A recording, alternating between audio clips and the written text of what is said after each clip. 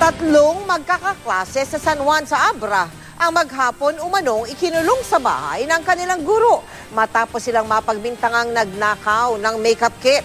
Yan at iba pang balita sa probinsya sa pagtutok ni Victoria Tulad. Takot pumasok sa eskwelahan sa San Juan Abra ang grade 6 pupil na si Charmy, hindi niya tunay na pangalan. Ito'y matapos daw silang ikulong ng dalawa pa niyang kaklase sa bahay ng kanilang guro. Kwento ni Charmy, December 28, nang magpunta raw silang magkakaklase sa bahay ng guro kung saan sila nag-ensayo para sa isang school activity.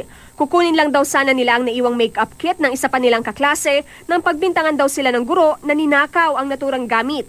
Inabot na raw ng dilim ang magkakaklase sa bahay ng guro kaya mismong mga magulang na ni Charmy ang sumundo sa kanya. Napaut mo niya pinangikulong na kanya. Pero ayon sa ama ni Charmy, hindi raw pinayagan ng guro na makauwi ang mga bata hanggat hindi nila inaamin ang umano'y pagnanakaw. Nang pakawalan na ng guro ang mga bata, dumiretso ang mga magulang sa pulisya para magreklamo. If possible, ma'am, nga ma-find out ang isang ayon sa pulisya, kapag napatunayan, posible raw maharap sa kasong child abuse ang guro. Payaban ko na yung teachers ng concern, tapos na yung PSDS, tapos iniimbestigahan na ito ng Department of Education sa Abra. Pinuntahan ng news team ang bahay ng guro pero wala siya. Hindi rin siya tumutugon sa mga tawag. Wala pang pahayag ang pinagtatrabahuhan niyang paaralan. Sa Nabua, Camarines Sur, isang babaeng 5 taong gulang ang ginahasa umano ng kanyang minor de edad na kalaro.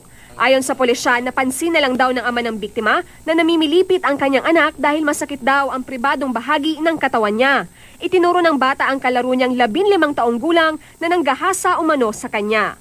Mismo ang tatay ng biktima ang nagdala sa suspect sa estasyon ng pulis.